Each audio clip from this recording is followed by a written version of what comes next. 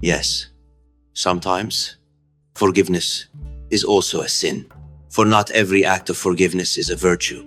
Sometimes to forgive is to permit tyranny to continue. Sometimes forgiveness nourishes evil. Sometimes forgiveness empowers the oppressor. And as you remain silent, as you forgive, evil takes root. In the Futuhat, Ibn Arabi says that one of the heart's greatest trials is mercy. Mercy is an attribute emanating from the divine truth. But when directed wrongly, at the wrong place, mercy becomes an instrument of oppression. Ibn Arabi says, the heart lives between two poles, the warmth of divine compassion on one side and the severity of justice on the other. If the balance between these two poles is disrupted, the heart loses its inner truth, and this loss often manifests as erroneous forgiveness. The Quran shows us the limits of forgiveness. Surah Ash-Shura, verse 40, states, "The recompense for an evil is an evil like thereof, but whoever forgives and makes reconciliation, his reward is due from Allah." This verse clearly establishes that forgiveness is not always the only solution. First justice, then forgiveness. First balance, then peace. Forgiveness is not about legitimizing evil. It is about eliminating it. If forgiveness allows evil to persist, it is no longer mercy, it is a sin. Commenting on this verse, Ibn Arabi says, forgiveness is beautiful if it leads to the removal of oppression. But if forgiveness emboldens the oppressor further, then such forgiveness is, in its essence, not acceptable. This statement reveals the two faces of forgiveness. One face is light, the other is darkness. The forgiving that is light walks hand in hand with justice. The forgiving that is darkness abandons justice and strengthens the oppressor. Modern people often see forgiveness as an emotional reaction. Someone apologizes and they forgive. But in the Sufi path, forgiveness is considered on a deeper level. Forgiveness is not merely a feeling. It is also a consciousness. To forgive a person is not to release them from the responsibility of their actions. On the contrary, forgiveness opens a door for their transformation. If a person does not see their fault, feels no remorse, and continues the same wrongdoing, forgiving them only nourishes their ego. Rumi describes this situation in a couplet. If you take a snake to your bosom, you think it will warm you, but at the first opportunity, it will sting you. Forgiveness is not embracing the snake without seeing its venom. True forgiveness is seeing the venom, taking the snake in your hand, and then releasing it to the earth. Thus, forgiveness without recognizing the evil is blind compassion. In the Quran, Surah An-Nisa, verse 148, gives us an important warning. Allah does not like that evil should be uttered in public except by one who has been wronged. This verse gives the wronged one the right to raise their voice. One who is wronged must not remain silent. To remain silent is to support the oppressor. Similarly, forgiving the oppressor often amounts to endorsing the oppression. Forgiveness can turn into a softer form of silence. That is why sometimes forgiveness is also a sin. Ibn Arabi does not see oppression merely as an act committed externally. According to him, oppression begins in the heart. When a person wrongs their own soul, this oppression is reflected in the outer world. If a person is constantly forgiven but does not correct themselves, they are indeed nurturing oppression in their heart, and your forgiveness carries water to their tyranny. In this case, forgiveness is not a virtue, it becomes complicity. In the modern world, people believe forgiveness is always good. Culturally, forgiveness is presented as a virtue, but this perspective is incomplete, for not every act of forgiveness is a triumph of good. Sometimes, forgiveness is the triumph of evil. To forgive an oppressor is to tell them, I will not stop you. And when the oppressor receives this permission, they turn to greater evils. There is a fine line here, the line between compassion and naivety. Compassion seeks to transform evil. Naivety turns a blind eye to it. Ibn Arabi explains this difference. Compassion is to look from the perspective of the truth, not the ego.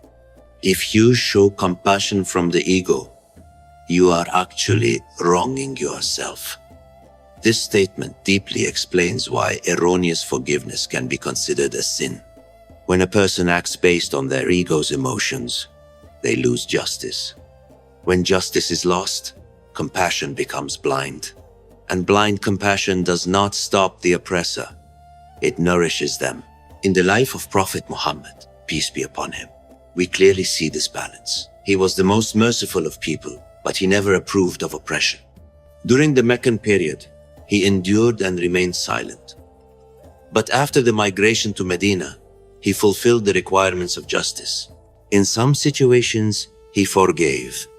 In others, he responded with justice. At the Treaty of Hudaybiyah, he made peace with the Meccans. But at the Battle of Badr, he used the sword against oppression.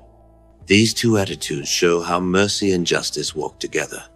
Forgiveness does not always mean remaining passive.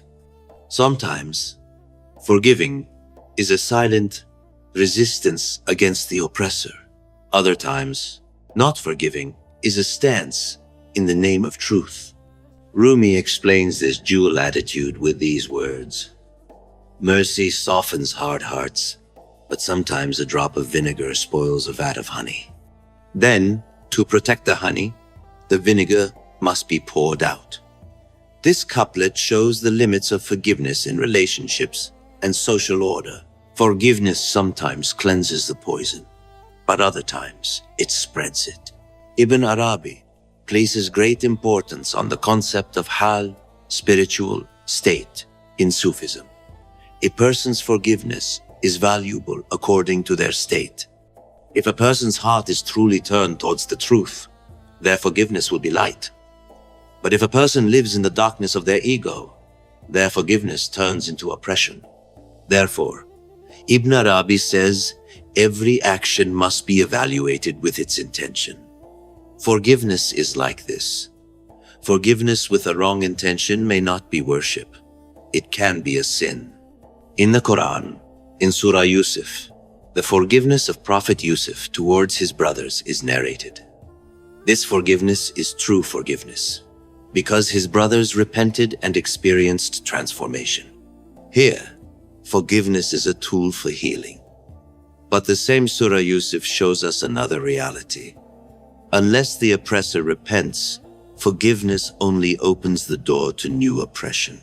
From what has been explained so far, we can clearly see this. Forgiveness alone is not a virtue. What makes it a virtue is its relationship with justice and its power to eliminate oppression. Sometimes, forgiveness is a bounty in the name of truth.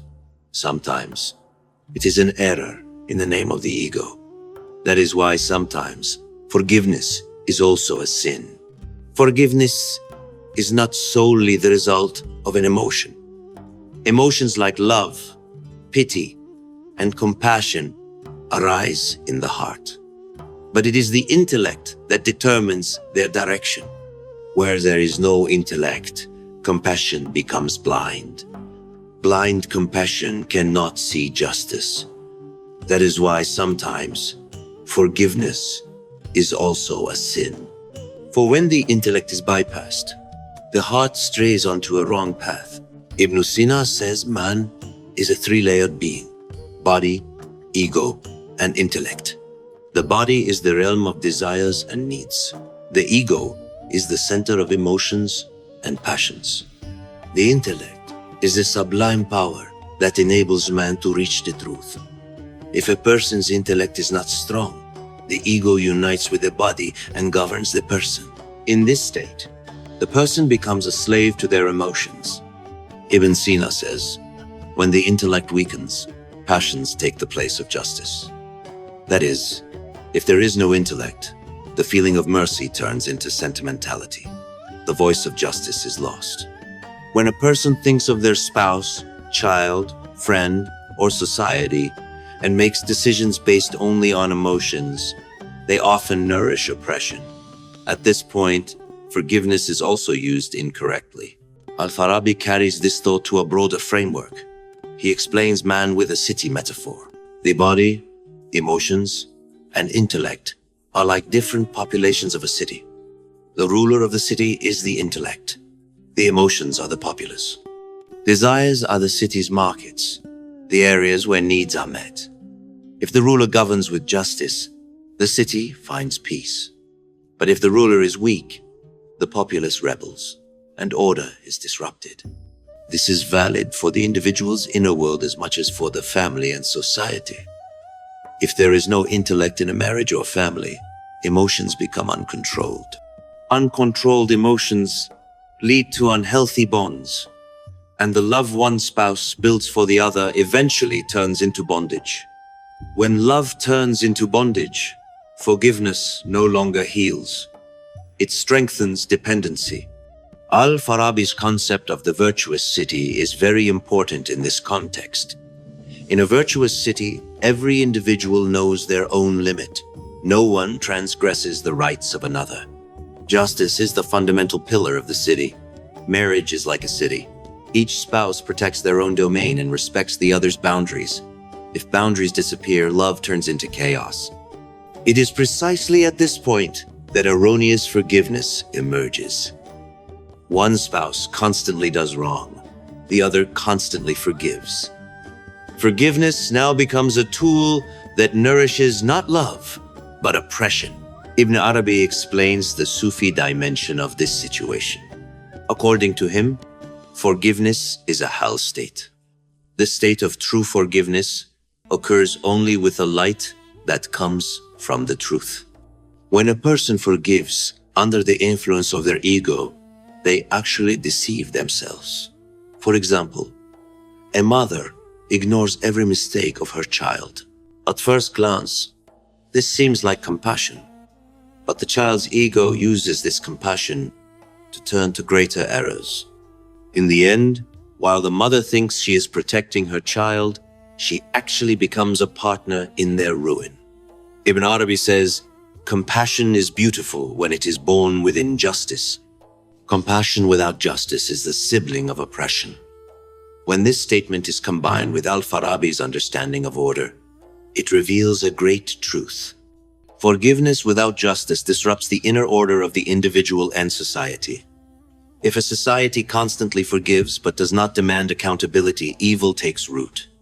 When evil takes root, the virtuous city collapses. Much of the corruption we see in societies today stems from erroneous forgiveness. Showing constant tolerance to someone who commits crime does not reform them. On the contrary, it enlarges the crime. Ibn Sina draws attention to this reality while treating the diseases of the human soul. According to him, the diseases of the soul are as serious as those of the body. When a person's soul is nourished with wrong emotions and beliefs, it becomes sick, and a sick soul cannot make healthy decisions. Forgiveness is also a decision. If the soul of the person who forgives is sick, their forgiveness is also sick. In modern psychology, this situation is called toxic forgiveness. That is, forgiveness does not heal. It deepens the wound. Al-Farabi sees the intellect not only as an individual order, but as a social order. If there is no justice in a society, the relationships of individuals are also corrupted. If a spouse does not observe justice in their family, this situation is reflected in the general order of society. For instance, a father constantly overlooks his children's mistakes. He says he forgives them, but he does not set boundaries. Not setting boundaries does not show love. It distorts love. This is the first step in the decay of a society. According to Al-Farabi, justice begins first in the individual, then spreads to the family, and then to society. If the individual is not just to themselves, they cannot be just to their family. One who is not just to their family cannot protect justice in society. Ibn Sina explains the spiritual dimension of forgiveness with a medical metaphor. According to him, the soul is like a body. When the body is sick, if the wrong medicine is given, the illness grows. Wrong forgiveness is like the wrong medicine. It does not heal. It strengthens the disease. For example, if a spouse constantly forgives a cheating partner, this forgiveness enlarges the disease. Because the other spouse sees there is no boundary and continues their fault. At this point, the intellect must intervene. The intellect must stand before the emotion and ask this question: is this forgiveness truly healing, or is it nourishing oppression? Ibn Arabi explains the balance between intellect and heart. Thus, if the heart turns towards the truth, the intellect serves it. If the heart turns towards its ego, the intellect becomes the slave of the ego. This statement is a measure for determining the correct direction of forgiveness. If a person is turned towards their ego, their forgiveness is mere sentimentality. But if their heart is turned towards the truth, their forgiveness is united with justice. That is why, in Ibn Arabi's teaching, forgiveness and justice are inseparable.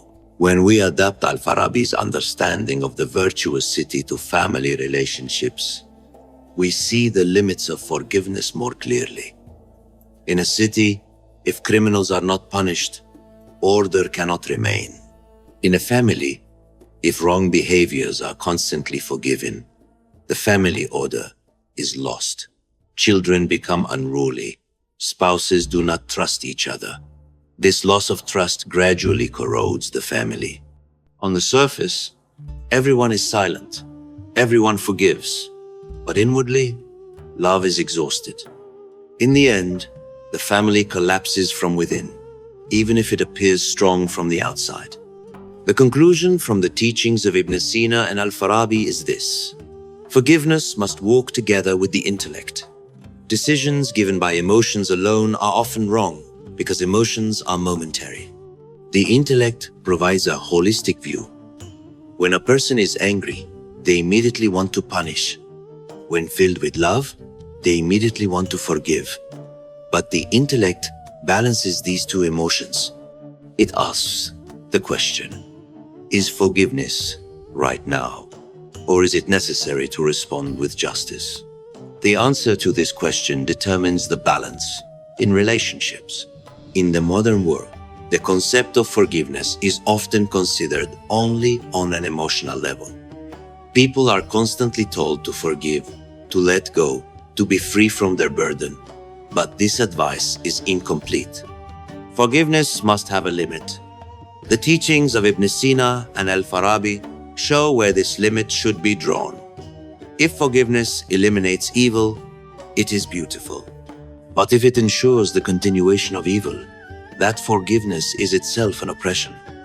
In this section, we have seen that the true meaning of forgiveness emerges with the intellect. When Ibn Sina's layers of the soul, Farabi's city metaphor, and Ibn Arabi's heart teaching unite, a great truth is revealed. Forgiveness without justice strengthens oppression.